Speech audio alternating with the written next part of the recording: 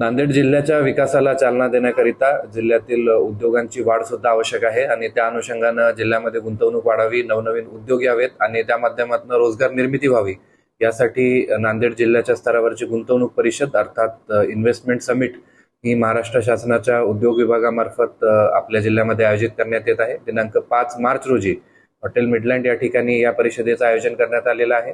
यामध्ये जे कोणी गुंतवणूकदार आपल्या जिल्ह्यामध्ये गुंतवणूक करू इच्छित असतील किंवा ज्यांची गुंतवणुकीची प्रक्रिया ही सुरू असेल अशांसोबत एक करारनामा किंवा MOU हा जिल्हा प्रशासनामार्फत केला जाईल।